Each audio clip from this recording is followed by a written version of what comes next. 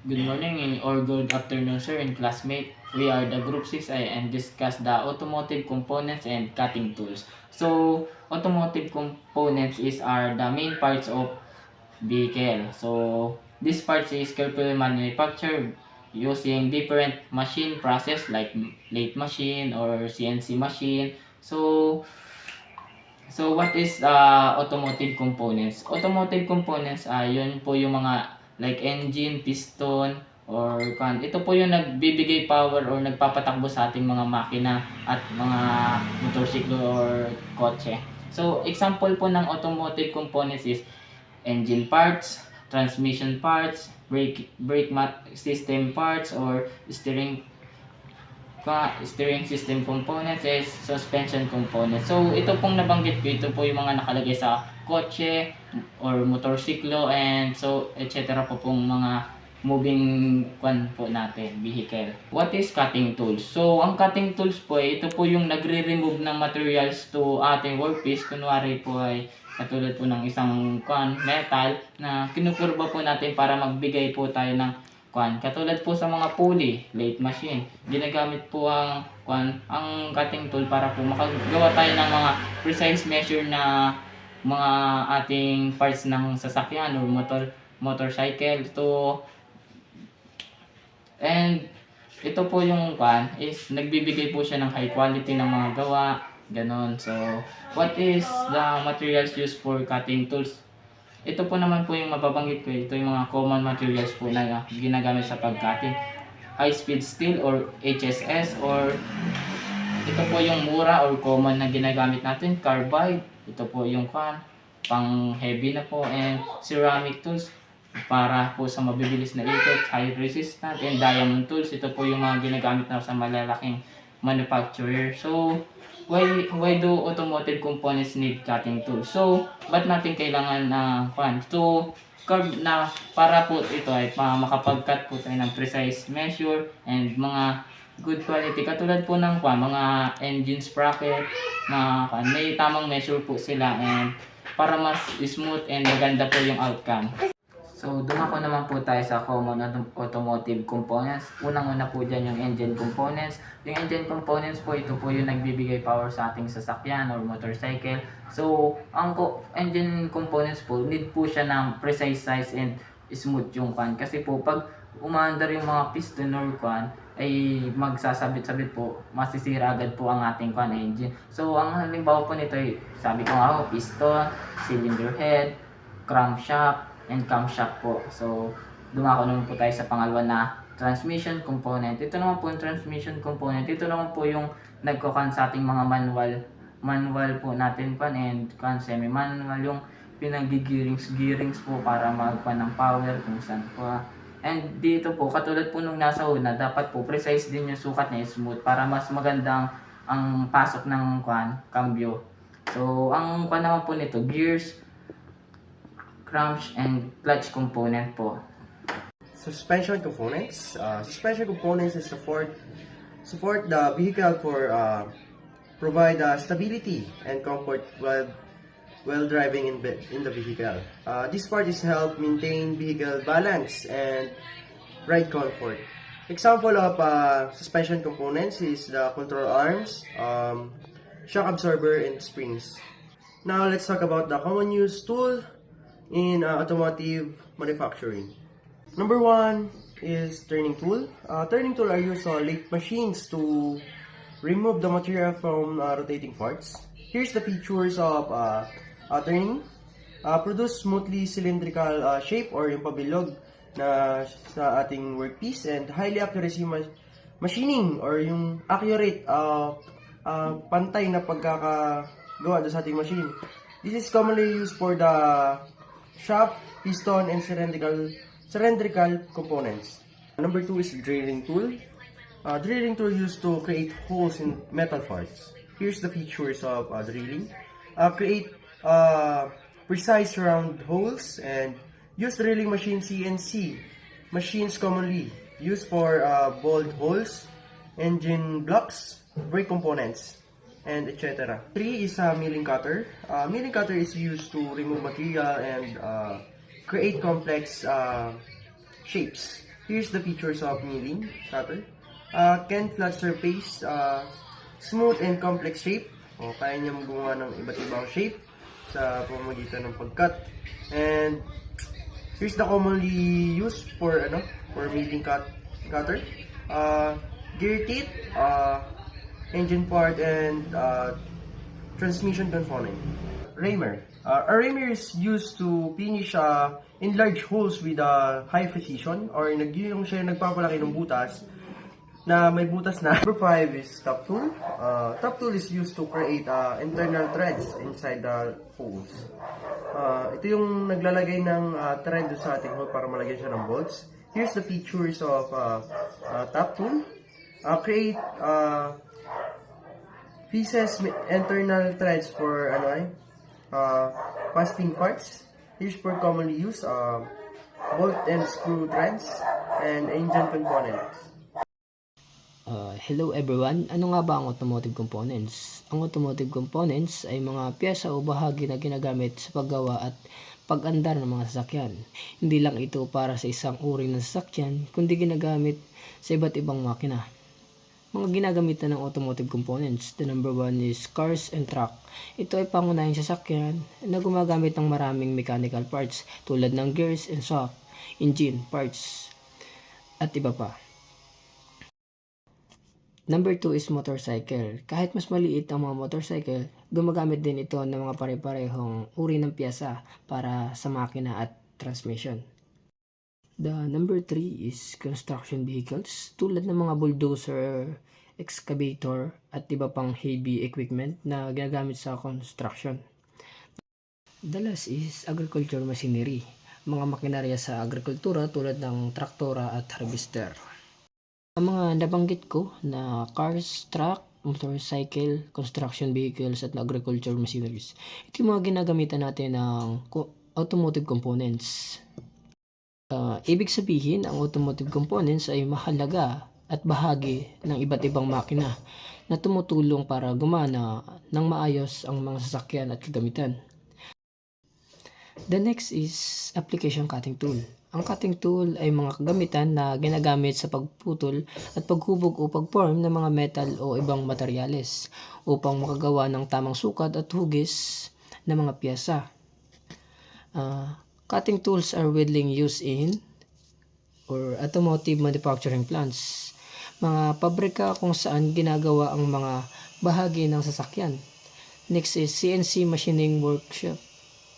Mga workshop na gumagamit ng CNC machine para gumawa ng eksaktong sukat ng mga material parts. Engine at transmission production, paggawa ng mga bahagi ng makina at transformation ng sasakyan. The last is metal fabrication industries, mga industriya na gumagawa at nagpoproseso ng mga metal. Ang cutting tools ay ginagamit para mag-produce ng tama at eksakto ang mga piyesa ng sasakyan at makina. Gears and shaft. Ang gears at shaft ay dalawang mahalagang bahagi ng larangan ng mechanics o mechanical engineering. Pareho silang ginagamit sa mga makina at pagkagamitan upang gumana ng maayos ang paggalaw at paglipat ng power. Kahit magkaiba ang tungkulin nila, nagtutulungan sila para mapatakbo ng maayos ang isang makina. What is gear? Ang gear ay isang bahagi ng transmission system ng makina. Ito ay may mga ngipin na pantay-pantay ang pagkakaayos ng mga palit sa palibot nito. Kapag ang dalawang gear ay nagkadikit, ang kanilang mga ngipin at sabay-sabay silang umiikot. Dahil dito, ang gear ay naglilipat ng power o pwersa mula sa isang bahagi ng makina papunta sa iba. Nakakapagpabago ng bilis at pag-ikot, nakakapagpabago ng direction ng paggalaw. Halimbawa, ginagamit ang gear sa sasakyan, motorsiklo, bisikleta at ibang pangmakina upang makontrol ang bilis at lakas ng paggalaw. Okay? What is shaft? Ang shaft naman ay isang mahaba at cylindrical na mechanical component. Hindi tulad ng gear, wala itong mga ngipin. Ang pangunahing gamit ng shaft ay suportahan ang umiikot na bahagi ng makina tulad ng gears at pulleys. Maglipat ng power o pwersa mula sa sa isang bahagi ng makina o papunta sa iba. Sa madaling salita, ang sap naman ay nagsisilbing daan ng power habang ang gear naman ay tumutulong sa pagkontrol ng galaw at bilis. Why gears and sap work together? Ang gears at sap ay kadalasang ginagamit ng magkasama sa mga makina dahil magkaiba ngunit nagtutulungan ang kanilang mga tungkulin sa mechanical transmission system. Ang gear ay responsable sa pagkakabit ng mga ngipin at paglilipat ng mga power o pwersa mula sa isang gear papunta sa iba. Ang sap naman ay sumusuporta sa mga umiikot na bahagi ng makina at nagsisilbing struktura kung saan umiikot ang mga gears. Kung wala ang sap, hindi makakaikot ng maayos ang gear. At kung wala namang gear, ang sap ay makakapagbigay lang ng simpleng pag-ikot, ngunit hindi ito mababago ang bilis o direksyon ng paggalaw. Dahil dito, kapag pinagsama ang gears at sap, nakakabuo sila ng kompleto at mas epektibong sistema ng paglipat ng power sa loob ng makina. Meron ditong 5 common types of gear. May iba't ibang uri ng gears na ginagamit sa mga makina depende na sa kanilang gamit at disenyo. Isa sa mga karaniwan ay ang spar gear. Ang spar gear ay isang uri ng gear kung saan ang mga ngipin nito ay tuwid at parallel axis na gear. Karaniwang ginagamit ito sa parallel shaft transmission. Ibig sabihin, ang dalawang shaft ay magkapantay o magkaparallel. Kapag umiikot ang spar gear, ang mga ngipin nila ay sabay-sabay na nagkakabit at naghihiwalay sa buong lapad ng gear. Mga katangian ng spar gear: madaling gawin o i-manufacture, mas mura kumpara sa ibang uri ng gear. Next ay, ngunit kapag mataas ang bilis, maaari itong magdulot ng vibration o ingay. Pinakamainam gamitin sa mababa hanggang katamtamang bilis ng transmission. So, let's talk about the helical gear naman. So, unlike spray gear na may straight yung ngipin ba? Yung straight siya. Unlike spray gear nga na straight yung ngipin niya, yung helical gear nakaslant siya, which is naka-angle na. And then, when it comes to bevel gear naman, ito baga yung cone shape na siya. And then, yung motion niya, 'di ba, naka-cone siya. Yung isang gear baga is, yun na nga, para din siyang helical gear, ang kaso naka-cone shape lang siya. And worm and wheel naman. So, from the word itself, worm and wheel. So, yung wheel, yun yung pinakang bilog. And then, yung worm naman, siya yung para bang naikot din dun sa pinakang wheel. So, habang umiikot yung wheel, naikot din yung parang worm baga na parang, yung ano niya, thread ba? Threaded or yung parang nasa screw, ganun yung ano niya. And then, when it comes to planetary gear naman, so, bakit nga ba siya tinawag na planetary gear? So, tinawag siyang planetary gear kasi nga, para siyang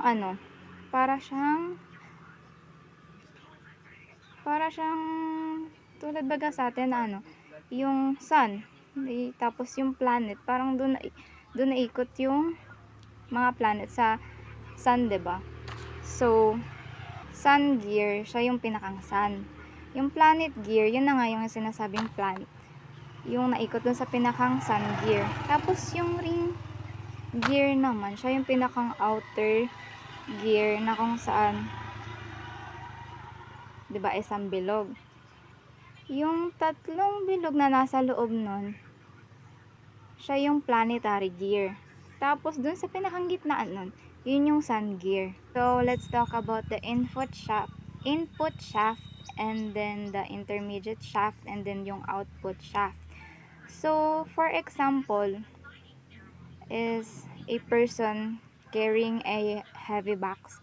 So, pag input shaft, ito yung parang ina-receive or ina-receive mo yung heavy box from another person na nanggaling sa ibang tao. And then, yung output shaft naman, siya yung motion mo baga or yung pagbaba mo nung box dun sa pinakang designated location. Pagdating naman sa intermediate shaft, ito yung kung paano mo i-adjust yung katawan mo para kunin yung box, yung heavy box. Let's talk about the common application naman. So, dito merong reducers and gearbox na kung saan yung gears is ginagamit siya para mag-reduce ng speed and nag-increase ng force na ina-exert doon. So, when we say agricultural naman, dito tinutulungan para lang yung machine parang makapagawa ng mabigat na bagay ba. Kasi sa agricultural, parang ganun, mga heavy work bagay yung mga inagawa. So, when we talk about motor and engine naman, so for example is yung electric fan. So, dito parang ina-control kung gaano kabilis yung pag-ikot ng blade ba. Kung gaano kabilis yung pag-spin ng blade ng electric fan. We have the gearbox shaft. So, itong shaft na to is nakakonect sa gear para tumulong mag-transfer ng power inside the gearbox. So, we have the automotive drive shaft. So, itong shaft na to is tumutulong mag-transmit ng power from engine to wheels. So, sa motor shaft naman tayo. So, for example, sa electric fan ulit, so yung motor shaft, siya yung nag-spin ng pinakang blade. So, when it comes to agriculture, shaft delivers power to farming equipment. So, let's talk about spring. So, ito yung elastic component na kung saan stretch and then nakakompress siya based dun sa force na in-apply mo. So, pwede siyang bumalik sa dati niyang shape or itsura noon. So, dumako naman tayo sa constant force spring. So, ito yung push or pull with the same force. So, for example, is yung roller blinds. So, dito, di ba may hilahan yun? Di ba sa bintana kasi yun, roller blinds nga eh. So, pag hinila mo pababa yung pinakang hawakan. Pag hinila mo yun pababa, syempre tataas siya. So, push or pull with the same force. So, this spring naman tayo. So, for example, dito yung mga heavy duty machines. So, dito, ginagamit yung disc spring para ma-handle yung vibration ng pinakang machine. So, let's talk about flat spring naman. So, for example, is a stapler. So, di ba pag pinench mo siya or prenes mo siya, syempre mabibend yung spring nun. So, syempre pag binitawan mo, babalik ulit siya sa pinakang shape niya kung ano siya dati. Machine springs. So, machine springs are custom engineered from solid materials offering precise performance and durability. So, ang sinasabi lang sa slide nito, ang machine spring daw ay spring na gumawa sa solid na materialis. Hindi daw ito tulad ng karaniwang coil spring, mas precise at matibay ito. Kaya ginagamit sa mga high quality na kagamitan tulad ng aerospace at medical devices. Pwede itong gamitin sa compression, extension, o torsion, depende sa pangangailangan. So, next slide. Bearings. A bearing is a machine element that constrains relative motion to only the desired motion and reduces friction between moving parts. So, ang sinasabi lang dito, ang bearing sa isang bahagi o part ng makina na tumutulong para mabawasan yung friction o alitan sa pagitan ng mga gumagalaw na bahagi. Dahil dito, mas nagiging smooth at efficient ang galaw ng makina ng motorman or mga machines. So, next. Types of bearings. Plain bearings. Rubbing surfaces usually with lubricant. Some bearings are used pump lubrication and behave similarly to fluid bearings. So, yung plain bearing naman daw is ito ay yung simpleng uri na kung saan may rubbing surfaces na may lubricant para ito ay ginagamit para mabawasan yung friction. Rolling element bearing. Ball or rollers contact both rotating and stationary surfaces which rotate rather than rub. So, ito naman daw, rolling element bearing, ito yung gumagamit ito ng bola o rollers, tapos ito yung umiikot ang mga ito, kaya mas konti yung friction na nangyari kumpara sa kumpara sa pagdulas lang nung bearings, baga. Jewel bearing. So, ang jewel bearing ay off-center bearing rules and seating. So, ito naman ay yung mga karaniwang sa maliliit na device tulad ng sa relo natin, sa relo. Matibay ito at designed para sa precise na galaw. Parang ganun siya. So, next, fluid bearing. Fluid bearing is forced between two faces and held in by edge seal. So, yung jewel bearing naman, ito yung ginagamitan ng likido, ito yung likido para paghiwalay yung dalawang surfaces, kaya halos walang direct na contact yung dalawa. So, next ay magnetic bearing. Pieces of bearing are kept separate by magnets, electromagnets, or eddy circuits. So, yung magnetic bearing naman daw ay dito naman yung gumagamit tayo ng magnets para hindi magdikit yung mga parts. Para bang lumulutang ang isang bahagi lang nun, kaya walang friction. So, pressure bearing. Material flexes to give and contracts movement.